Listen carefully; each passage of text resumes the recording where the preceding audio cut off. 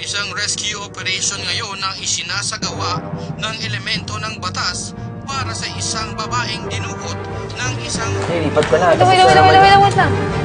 Bad news naman to eh. Ilakas mo yung volume.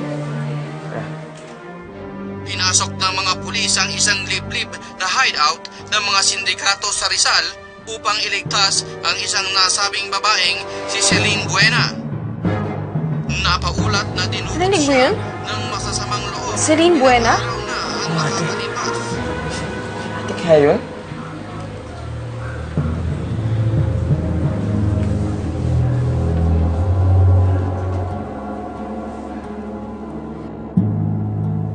Si Ate Celine kaya talaga yung nasa balita.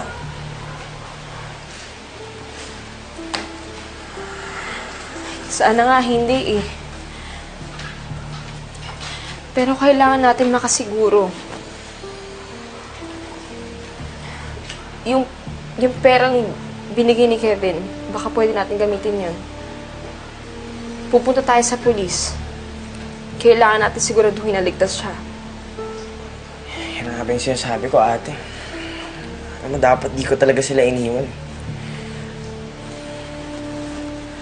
Si Daddy nawawala pa din. Si Mami tsaka si Faye, pa rin natin alam kung nasan.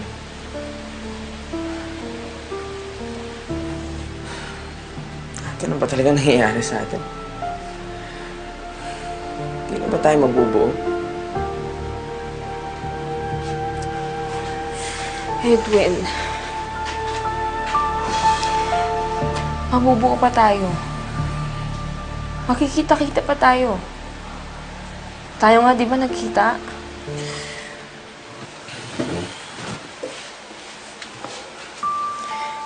Basta wag na wag ka lang mawawalan ng pag-asa. Hindi tayo titigil. Hanapin natin sila.